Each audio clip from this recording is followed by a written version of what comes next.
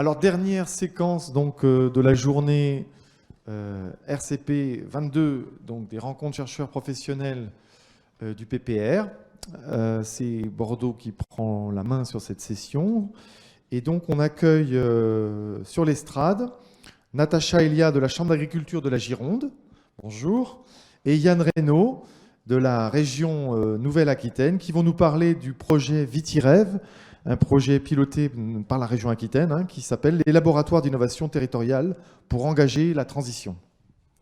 Merci François et rebonjour à tous. Donc c'est une présentation à deux voix qu'on va faire avec Natacha. Pour démarrer, quelques mots très rapides sur le contexte, celui du projet VitiRêve.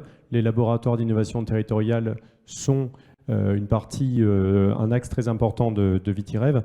Très rapidement, VitiRêve, c'est un projet territoire d'innovation, donc labellisé par ce programme d'investissement d'avenir, phase 3. Donc il est accompagné par l'État. Qu'est-ce que c'est que VitiRêve? C'est une projection des territoires viticoles de Nouvelle-Aquitaine, avec tout ce qu'ils englobent, à 2030. On est plusieurs territoires d'innovation en France, on est 24 précisément, labellisés sur territoires d'innovation, sur des thématiques assez diverses. On est plusieurs sur l'agriculture, on peut citer Occitanum, Dijon Alimentation Durable, Ouest Territoire d'élevage. On a en commun dans ce programme d'avoir tous une approche par l'usager et par l'implication des citoyens.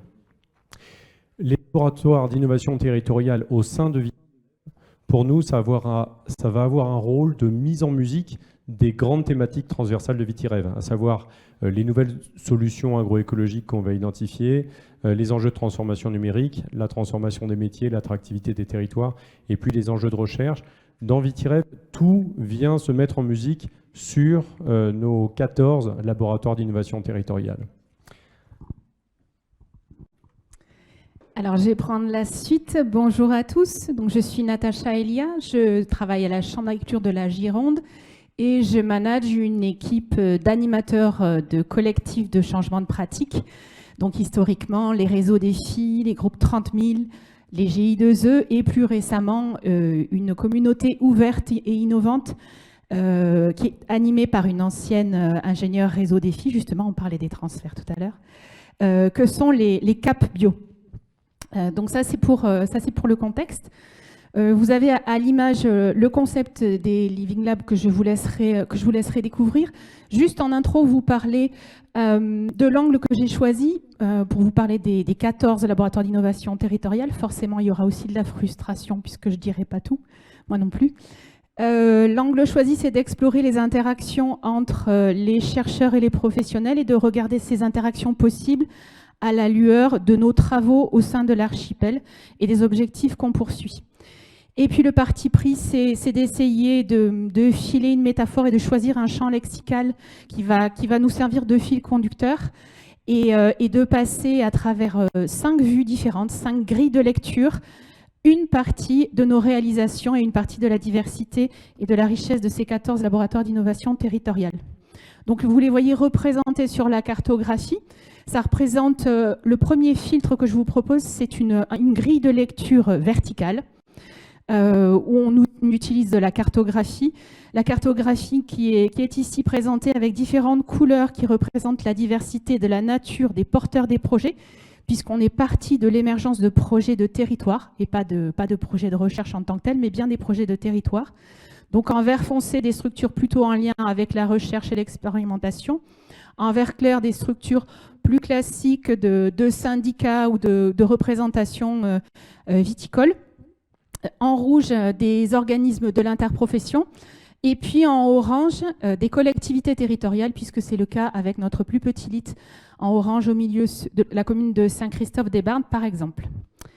Donc je vous laisse regarder un petit peu. Alors la question que je me suis posée, c'est sur ce type d'action où on cherche à repérer les communs, c'est-à-dire qu'est-ce qui ressort des cartes massivement pour pouvoir amplifier le mouvement, ou bien qu'est-ce qui au contraire s'allume juste à un endroit de la carte et qui représente la singularité et du coup la force d'innovation.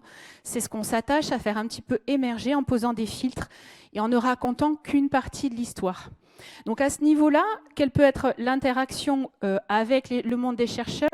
Le filtre, il va être plutôt thématique. Donc là, vous voyez à l'écran, par exemple, une illustration de certaines actions autour des thèmes de la biodiversité ou bien des systèmes de culture innovantes. Donc ça, c'est une première grille de lecture. Je vous laisserai découvrir sur le diaporama le complément.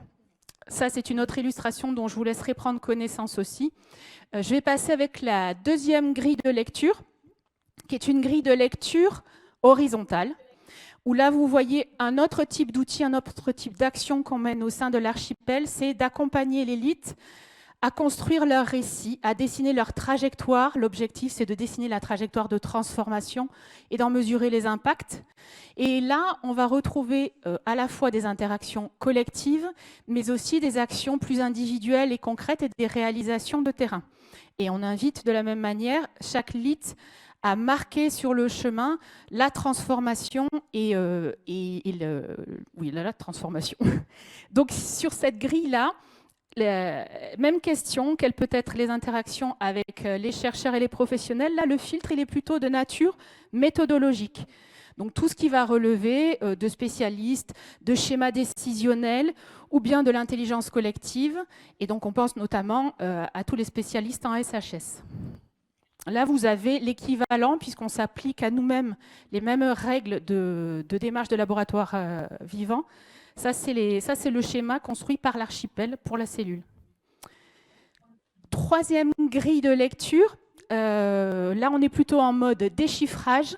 Et donc, l'outil que je vous présente, c'est plutôt un journal de bord. Et là, il y a 4 rubriques qu'on invite à remplir pour aller un peu plus dans le détail et dans l'analyse. Donc, ce sont à l'échelle de chaque projet, quelles sont les actions récentes, les temps forts, mais aussi les succès et les petites victoires, les priorités ou les actions à venir et les besoins ou éventuellement les difficultés éventuelles. Ce format répétitif à l'échelle de chaque LIT nous permet non pas de les comparer, mais plutôt de faciliter la lecture et les échanges entre les démarches, puisque c'est aussi un de nos enjeux. Donc ça, c'est la troisième grille de lecture.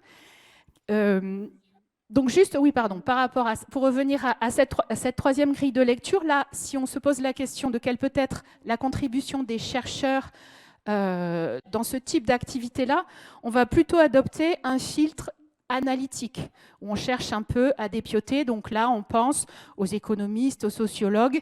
Il y a des espaces à créer de cette nature-là. Sur la quatrième grille de lecture, c'est une grille de lecture plutôt inclusive. Donc là, vient se loger une des spécificités des modèles de Living Lab, puisque bon, dans des modèles d'intelligence collective, on a déjà entendu parler des 3 autres types de lecture. Là, on va retrouver cette notion d'inclusion et un peu à la manière des spectacles vivants, et ben dans les laboratoires vivants, il n'y a pas de spectateurs. Tout le monde est acteur et contributeur. Donc là, vous avez un QR code qui peut être scanné et qui invite tous les acteurs de l'écosystème ouvert, largement ouvert de VitiRêve, à rejoindre dans cette plateforme interactive les différents acteurs des LIT, et que ce soit des entreprises de l'innovation, que ce soit des chercheurs. L'idée, c'est de créer des connexions et de faciliter, de faire une place à chacun. Cette notion d'inclusion, elle est assez forte et rémanente, et elle vient aussi nourrir un des piliers des laboratoires vivants qui sont la gouvernance partagée. On décide ensemble de ce qu'on expérimente et d'où on va.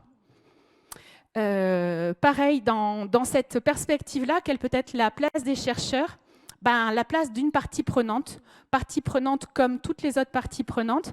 Et donc, la création de communautés, là, je fais un clin d'œil à notre triplex, puisque des communautés, des écosystèmes, d'autres lauréats de territoires d'innovation, je pense à Just Dijon et puis au projet Occitanum, on peut retrouver une diversité d'écosystèmes similaires à ce que je vous évoque ici. Donc, si vous avez envie de nous rejoindre, le canal dédié à ces échanges-là, c'est le canal Tribune d'Élite. Et puis, dernière grille de lecture, c'est une grille de lecture que je dirais épistolaire. Donc, on a parlé de récits, on a parlé de raconter des belles histoires. Là, vous avez une application qui est en no-code, donc qui sert à prototyper un certain nombre d'usages qui est à destination de des acteurs qui sont déjà dans la communauté, mais des acteurs qui vont y venir. Donc, ce sont des outils qui sont au service du récit. Pour pouvoir faire entrer des nouveaux acteurs dans un projet, il faut savoir leur raconter l'histoire, leur donner envie. Et donc, les supports, c'est des témoignages, des parcours, des succès, des récits. Et dans ce dernier filtre, du point de vue, encore une fois, de la contribution possible des chercheurs, ce serait plutôt un filtre de médiation scientifique. Voilà ce que je pouvais dire sur la diversité. Je vais maintenant passer la parole à Yann pour lever le voile sur les cartes et évoquer les questions de recherche qui ont été soulevées à travers toute cette diversité. Donc très rapidement, quelques dernières questions sur une prise de recul, peut-être avec un prisme sciences sociales, sur ce que ça amène. Alors, vous l'avez compris, par rapport à d'autres approches collectives qui précédaient, qui existaient auparavant, avant ces laboratoires d'innovation territoriale, là, on a une approche un peu différente, qui est moins technique, plus une approche par le territoire, et qui, du coup, vient englober un grand nombre d'acteurs de ces territoires qui, initialement, n'avaient pas la voix au chapitre ou n'avaient rien à voir, a priori, sur la question.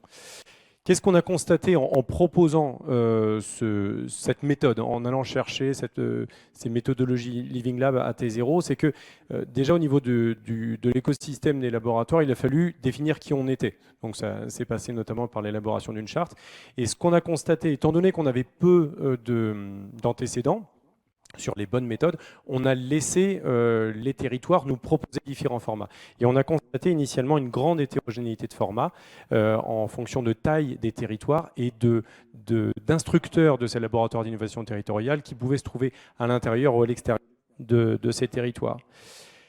Forcément, ce qu'on anticipait, c'est qu'avec cette hétérogénéité de schémas qui nous ont été proposés, des petits, des grands, etc., on anticipait qu'on aurait des changements d'échelle entre ceux qui initiait ces laboratoires d'innovation territoriale et le bon périmètre, le bon bassin de vie, la zone où il se passe des choses réellement. Et ça, c'est vrai, c'est-à-dire qu'on anticipait d'ailleurs assez souvent des redescentes, c'est-à-dire on avait l'impression qu'initialement, ceux qui nous proposaient des laboratoires d'innovation territoriale avaient des périmètres assez grands et seraient amenés à réduire sur une zone où il se passe concrètement des choses. On voit aussi l'inverse, c'est-à-dire des leads qui ont besoin de remonter à une échelle de gouvernance finalement supérieure pour mieux embrasser des questions territoriales. Alors, passer par les Living Labs, c'est un pari qu'on a fait au démarrage de VitiRêve. Ça suppose d'assumer quelques fondamentaux, et ce n'est pas toujours évident. Premièrement, c'est cette histoire d'expérimentation avant le raisonnement. Dans l'élite, avant tout, on presse à faire, et à faire avec ces parties prenantes qui viennent proposer des idées, et en reconnaissant leur savoir d'usage, leur savoir de vie sur le territoire au même niveau que les savoirs techniques des professionnels. Donc tout le monde a la voix au chapitre.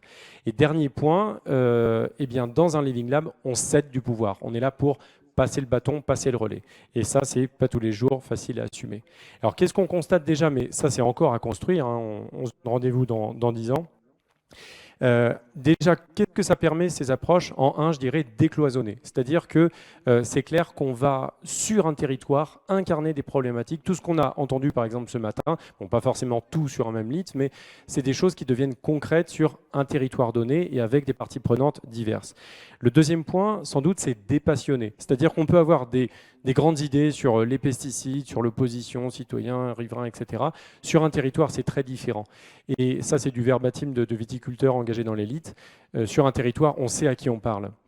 Et du coup, les questions deviennent beaucoup plus contextualisées, beaucoup plus concrètes.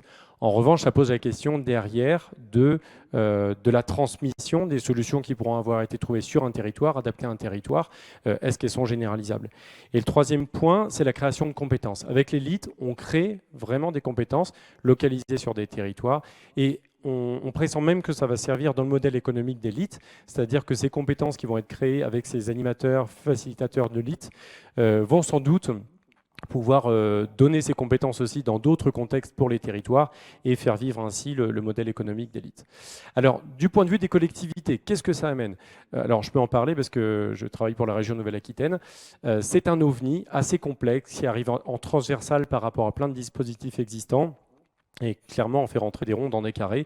Ce n'est pas toujours évident. Je dirais que, pour faire simple, on passe d'une logique, un bénéficiaire en face qui a besoin d'une aide, à un partenaire qui a besoin d'être accompagné sur du long terme avec quelque chose de très mouvant. On est tout le temps en train de refaire des avenants parce que rien ne se passe comme prévu. Et ça, c'est plutôt bon signe, c'est plutôt l'élite pour lesquelles il se passe des choses. La deuxième partie prenante que ça vient bousculer beaucoup, bien sûr, c'est la recherche. Alors peut-être sur 3 points. Cette idée un peu de tout ce spécialiste et de primauté de l'action, forcément, ça vient heurter le fonctionnement de la recherche. Le positionnement aussi des chercheurs qui sont à la fois dedans et observateurs, je pense notamment au SHS. Et puis le dernier point, c'est bien sûr ce besoin de renseigner les méthodes. C'est-à-dire qu'avec ces laboratoires d'innovation territoriale, on est au début de quelque chose qui est en train de se construire et on va avoir besoin de l'appui des chercheurs pour renseigner ce qui se passe et voir les méthodes qui fonctionnent réellement pour engager des transitions. Je vous remercie. Alors, est-ce qu'on a des questions, remarques, commentaires ici à Beaune? Yann, est-ce que tu sous-entends finalement que sur un projet d'une telle envergure, il y a une, enfin, je ne vais pas dire une remise en question, mais une nécessité constante de se repositionner et de recadrer, d'évoluer. C'est une dynamique permanente d'animation et de pilotage et de choix à faire au quotidien? Je regarde Natacha et je crois que la réponse est largement oui. Et c'est assez coûteux. Et ça pose même des questions en matière de non-épuisement des équipes en place parce qu'effectivement, c'est beaucoup de travail d'animation. Vous l'avez vu, à la fois, en plus, on a été assez ambitieux dans VitiREV. Ça n'a pas été forcément le choix d'autres territoires d'innovation qui sont partis peut-être avec un seul territoire d'expérimentation. Nous, il y en a 14. Ça veut dire pouvoir accompagner chacun dans son propre trajet, sa propre trajectoire que Natacha nous a présentée, et en même temps toujours favoriser le transversal et qu'est-ce qu'on a en commun à partager, qu'est-ce qu'on développe en même temps comme méthodologie sur lesquelles on peut partager, se copier, et aussi quelles thématiques on aborde en commun. Le sujet de la biodiversité, par exemple, il nous a fallu à peine quelques réunions de rassemblement de nos laboratoires d'innovation territoriale pour voir que c'était un enjeu traité par plusieurs et que ça crée des connexions entre eux. Et c'est vrai que plus on avance, alors le fonctionnement en plus de territoires d'innovation nous a obligés au départ dans le contrat avec l'État à tout écrire sur 8 ans. Donc de 2019 à 2027, on devait exactement savoir ce qui se passerait. En mai 2025, j'ai telle dépense, j'aurai tel animateur. Bien sûr, ça ne se passe pas du tout comme prévu. Donc effectivement, il faut qu'on trouve les bons véhicules et en ça, je pense qu'on n'a pas fini de s'outiller complètement. Si on veut réaliser, transformer l'essai jusqu'au bout et aller vers des vrais territoires d'innovation, il va aussi falloir revoir le mode d'action publique parce que pour l'instant, c'est vrai que c'est très coûteux en ressources humaines de devoir se réadapter en permanence. Ce qui est bien, ce qu'on n'a pas envie de brimer, mais ce qui pose beaucoup de questions pour les institutions derrière. Bonjour, j'ai une question. Donc Patrice Thies, je suis chercheur INRAE à Montpellier. C'était plutôt une question à Yann. Dans une de vos diapositives, là, les toutes dernières, vous avez indiqué une situation un peu inconfortable des chercheurs. Et en fait, je me demandais ce que vous aviez mis derrière. C'est parce qu'effectivement, en gros, on n'est pas tellement habitué à ce type de projet ou c'est autre chose en fait? Bon, c'est pour provoquer aussi un petit peu la discussion. Mais effectivement, je pense que ça pose les chercheurs en situation inconfortable. Alors, à la fois, je pense que c'est très enthousiasmant pour la recherche parce que c'est l'occasion de travailler sur quelque chose de fort, un enjeu fort, notamment d'INRAE quand on dit science et impact. Ben c'est ça, c'est l'impact. C'est-à-dire qu'on propose à des chercheurs de s'associer à des territoires qui ont levé la main en disant on veut qu'il se passe des choses chez nous, et notamment pour l'expérimentaliste que je suis du côté économie. Ben c'est assez précieux, ça, des terrains qui se signalent comme intéressés pour faire de l'expérimentation. Par contre, c'est vrai que si on suit la méthode Living Lab, ben c'est clair, et Natacha l'a dit tout à l'heure, il n'y a pas de spectateurs dans un Living Lab. Tout le monde biaise tout le monde et tout le monde est impliqué. C'est-à-dire qu'on rentre dans le bateau et le chercheur arrive comme une partie prenante. Certes, il arrive avec ses méthodologies, mais l'idée, comme je vous le disais, c'est que on est dans des formats de parole, des formats d'expérimentation qui peuvent heurter un petit peu parce qu'on est quand même là pour essayer de faire une place à tout le monde, pour entendre des paroles, des visions du territoire, des visions de la problématique, du diagnostic de vie qu'on n'entend pas classiquement. Donc en fait, on va être sur des formats, alors déjà on va être sur des lieux différents, on choisit beaucoup les tiers-lieux pour se décentrer, des lieux qui sont porteurs d'une approche particulière et qui vont figer tout le monde. On va être sur des schémas de créativité, on va se mettre à jouer avec des jeux en design thinking, des choses comme ça, qui peuvent un petit peu perturber. Et c'est vrai que les chercheuses, les chercheurs, quand ils arrivent là, ils peuvent être un petit peu perdus parce que ce n'est pas un mode classique. Mais quand même, le plus important, c'est ça. Venez vous creuser la tête avec nous, venez passer des journées de temps en temps du côté d'élite parce que il s'y passe des choses très intéressantes. Et je pense vraiment qu'il peut y avoir des façons de réfléchir très différentes. Il y a, parmi les 14 leads, il y en a un notamment qui est initié par INRAE, c'est-à-dire qu'il y avait un site atelier dans l'Entre-deux-Mers ici qui s'appelait Bacchus et qui a fait ce switch, qui est devenu laboratoire d'innovation territoriale dans le cadre de VitiRêve. Et ça se passe plutôt très bien, justement dans le sens où, voilà, c'est celui-ci, il se passe des choses avec ce laboratoire d'innovation territoriale qui viennent compléter l'approche qu'on pouvait avoir sur le site atelier. Je caricature très vite, Adrien me frapperait, mais l'idée c'est un petit peu, auparavant on regardait des parcelles, on regardait des pratiques et on regardait des effets sur la biodiversité en fonction de différentes présences sur le paysage. Et bien, là, maintenant, on se met plutôt à regarder ce que les humains, et donc les professionnels et les autres acteurs du territoire, font de ces résultats de recherche, comment ils les interprètent et qu'est-ce qu'ils en font pour aller plus loin. Et j'ai déjà entendu dire à Adrien Ruche, justement, que dans ce genre de réunion collective où des viticulteurs ont la parole aussi, il entend de temps en temps, parmi 100 idées qui sont échangées, une qui va un peu l'interroger aussi sur des questions de recherche.